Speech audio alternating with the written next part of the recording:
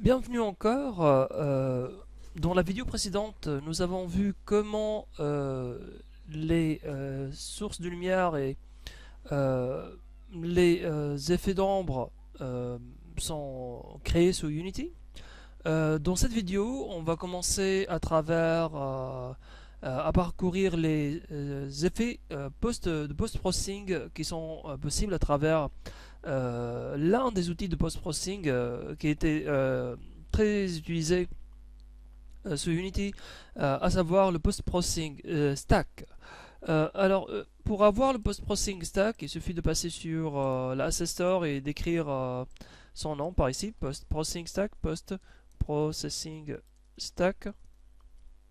Euh, et en fait, euh, il s'est avéré que le post-processing stack, selon la certification Unity Certified 3D Artist, il est un peu maintenant dépassé. Surtout la version gratuite, il y a maintenant des effets, des versions payantes. Il est présent, en fait, si vous allez le chercher, vous pouvez le retrouver en GitHub avec un accès gratuit. Bien sûr, il faudrait savoir comment l'intégrer après. Alors moi, ce que j'ai par ici, c'est sur le dossier la fenêtre project, j'ai un dossier qui s'appelle post processing. Alors si on va le regarder sur le disque. Alors c'est juste un fichier zip que j'ai gardé et que je décompresse en fait. C'est ce dossier-là que je rajoute dans les assets de mon projet Unity et qui me permet en fait d'avoir les effets spéciaux. C'est des effets qui sont plus intéressants que ceux qu'on a retrouvés sous l'onglet Lighting, par exemple ici dans Other Settings, par exemple Fog, etc. Donc pour avoir les effets de post-processing, en fait, il suffit de euh, tout d'abord rajouter un composant sur la caméra. Donc on va partir sur la caméra, regarder dans l'inspector et rajouter un component qui s'appelle post-processing. Alors je vais cliquer sur Add Component, c'est ce que je viens de faire maintenant, et je vais dire post-processing et c'est exactement ce script là qui va être ajouté. Alors il m'indique qu'il est bien existant. Alors là on a besoin d'un profil. C'est une configuration en fait des effets de post-processing qu'on désire. Et là, si on va cliquer sur un bouton droit, Create, on va retrouver Post-Processing Profile. Alors, je pourrais par exemple indiquer que ça c'est la nuit, Night. Je vais écrire Night. Voilà. Et dans le Post-Processing Night, donc ça c'est les effets qui vont être appliqués en fait sur notre scène. Alors, je pourrais choisir un layout 2x3 et placer la hierarchy en haut, par ici. Voilà. Donc là, c'est donc avec ou sans fog, on pourra cliquer sur donc les paramètres. Donc les fog, soit oui ou bien non.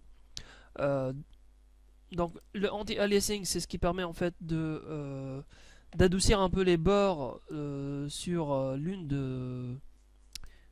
sur les côtés en fait. Alors si on va regarder un peu euh, notre scène, en fait si on va dézoomer, on va regarder encore une fois sur l'aspect night. Anti-aliasing, oui, non, bon, là l'effet n'est pas vraiment très visible, mais je suis certain que l'on pourrait voir ces effets de anti-aliasing par exemple par ici, essayons de voir. Voilà. Donc le anti-aliasing, c'est ces effets de cassure là, preset, performance, on va choisir la quality et normalement en fait les effets sont affichés sur la fenêtre game. Donc on va passer vers d'autres effets qui sont plus visibles. Ah d'accord, c'est pas visible parce que j'ai pas placé le profile sur ma caméra. Donc on va choisir le profile, le bon profile, on va choisir le profile night. Voilà, donc maintenant ça devient plus visible. Donc si je reviens sur anti-aliasing, donc là c'est vous pouvez voir que en cliquant et en décliquant, il y a quelque chose qui se passe. Si je choisir le fog, bon, il n'y a pas vraiment quelque chose de différent qui apparaît par ici, mais enfin. Je vais passer vers Ambient Occlusion. Donc si je vais augmenter l'occlusion ambiante, là c'est très fort. Et là c'est moins fort. Donc c'est un effet qui est très intéressant pour la crédibilité de notre scène. Screen Space Reflection, donc ça c'est un effet qui consomme un peu les ressources, qui pourrait en fait être utilisé pour améliorer les réflexions. Donc je vais désactiver ça. Ensuite Depth of Field, donc ça c'est un effet qui permet plus ou moins selon la caméra de notre caméra d'avoir un élément sur lequel se concentrer. Donc on va choisir Night, Depth of Field, bon, Focus Distance, on va essayer de réduire un peu la distance. F-stop, Aperture, donc voilà, donc là on a un lieu sur lequel on est en train de se concentrer. Vous voyez bien que les choses s'améliorent. Donc si je vais déplacer par exemple la caméra par ici, par exemple ça c'est mon objet, et je pense qu'il y a un raccourci pour se concentrer sur le caméra. Dans la caméra, je vais choisir ma caméra, Game Object, Align, View, to Selected. Voilà, non, sorry. Donc je vais répéter, ça c'est mon objet, hop, choisir mon objet, et Game Object, Move to View, Control Alt, Control Shift F, Align View with. Voilà, c'est bien. Donc là, le raccourci c'est Control Shift F, voilà. Après, je pourrais changer le field of view pour me concentrer plus ou moins sur le robinet, l'intensité du field of view. Alors, je vais augmenter le radius. Non, c'est pas l'ambient occlusion, sorry. Donc, c'est le f-stop, voilà. Donc, je vais augmenter le focus. Donc, voilà, là, je suis en train de me concentrer sur le robinet et le focus distance. Voilà, je me concentre sur le robinet et le reste, je le mets en flou.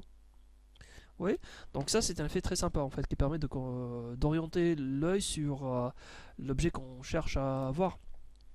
Le motion blur c'est un effet qui permet d'avoir du flou sur l'objet qui est en train de bouger. Donc là j'ai pas des animations, mais en fait le motion blur, pour avoir une idée à quoi ça ressemble plus ou moins à ça. Donc l'objet qui va bouger, ça devient flou, et il semble que l'œil humain c'est pas qu'il semble, c'est vrai en fait, c'est effectivement c'est une réalité que l'œil humain il a besoin du depth of field, du motion blur en fait, pour avoir des images qui sont crédibles.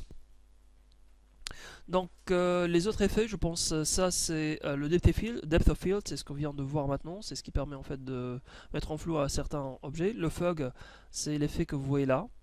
L'ambient occlusion, c'est l'effet qui permet de mettre des objets plus ou moins sombres. Et on va passer à d'autres effets comme par exemple le eye adaptation. C'est lorsque vous rentrez dans une salle sombre, vous avez l'impression que votre œil perçoit un peu la scène comme étant plus sombre. C'est parce que l'œil a besoin d'un temps d'adaptation pour que l'œil s'accoutume un peu à la lumière de l'espace. Et l'effet suivant, ça va être le bloom, c'est ce qui permet à des objets de devenir plus ou moins plus atterrants, comme ce que vous voyez là, surtout la lumière. Le chromatic aberration, c'est ce qui permet de casser un peu les composantes RGB de la lumière blanche. Le grain post-processing, donc c'est ce qui permet de rajouter des grains comme sur des films anciens. C'est très intéressant comme effet. La vignette, c'est ce qui permet de mettre un peu en sombre les images dans les bords. Ça permet de concentrer l'œil sur le centre de l'image. Le anti-aliasing, c'est ce que je viens de montrer à l'instant, c'est ce qui permet en fait de casser un peu ces petits bords et de les mettre un peu plus adoucis. Il y a différents algorithmes d'anti-aliasing, certains sont temporels, d'autres sont plus rapides. Il y a le user lat, c'est ce qui permet en fait de changer les teintes des images. Vous pouvez voir que cette image là et celle-là, à partir de cette image, on a des couleurs maintenant qui sont plus contrastées, je dirais, à partir d'une table en fait, à partir d'une image qui permet de transformer une couleur en une autre. Le post-processing, le color grading, c'est plus complexe. Ça ressemble au userlat, mais userlat c'est pour dire lookup table, je pense. La lookup table c'est ça, mais pour les color grading, ça permet vraiment de traiter les couleurs par pixel, et il y a différents paramètres qui sont plus avancés par là, tels que le tone mapping, le basic color changing, la color channel mixer, trackables et grading curves. C'est ce que vous voyez là. Ça permet de régler de différentes façons les couleurs, et ça permet effectivement de changer, d'avoir des effets sympas, tels que par exemple les arbres qui sont changés par exemple du vert vers le rouge. Le screen space reflection, comme je l'ai indiqué, donc ça permet d'avoir des réflexions qui sont plus convaincantes. Vous pouvez regarder l'eau par ici qui est plus qui a des réflexions d'ambiance, d'entourage, et il y a par exemple là plus de blanc que par ici. Voilà, donc ça c'est les différents effets que je pourrais essayer de essayer quelques-uns encore. Dans le motion blur, c'est pas intéressant. Le eye adaptation, donc donc je vais désactiver le depth of field et activer le eye adaptation et essayer de voir. Bon, il semble que il y a certaines plateformes qui peuvent avoir le eye adaptation et d'autres que non. Il semble que ma carte graphique sur mon laptop elle permet pas de faire cet effet. Le Bloom Effect, c'est un effet très intéressant. Donc en fait, si je vais l'augmenter, vous pouvez voir que ça permet en fait d'avoir un effet de lumière qui éblouit un peu. C'est assez intéressant comme effet. Hop, si on va regarder par là. Et voilà, donc le color grading, c'est ce qui permet en fait d'avoir tous ces effets. Donc par exemple, si je vais essayer de changer un peu la teinte de ma scène, par là, hop, ça permet de donner un peu une certaine ambiance à ma scène. Bon, il faudrait bien sûr le gérer d'une façon plus ou moins minutieuse. Donc il y a le userlat qui permet de spécifier une table, une texture pour changer les couleurs. Il y a la chromatic aberration, donc ça permet de plus ou moins de casser un peu les composantes rouge, vert et bleu. Les grains, on pourra les régler pour avoir des grains de petite taille sur notre image. Voilà. La vignette, ça permet de concentrer un peu notre œil, donc on pourra réduire un peu notre vignette. Voilà, donc je pense sincèrement que nous avons une scène qui est plus charmante. On dirait que ça c'est un peu un coucher de soleil. Donc je vais taper CTRL SHIFT F, je vais cliquer sur la caméra, CTRL SHIFT F. Voilà, donc ça c'est ma scène. Elle est assez intéressante. Shift espace, voici notre scène reçue. Et elle est assez intéressante maintenant. Voilà, donc ça c'était un tour d'horizon sur les effets spéciaux que l'on pourrait avoir. Ça permet vraiment d'avoir des images qui sont plus intéressantes, une expérience plus attirante et un feeling spécial à chaque scène. Voilà, c'était tout avec les effets spéciaux. Dans la prochaine vidéo, on pourra attaquer les scripts et voir comment rajouter des animations sur notre scène. Merci.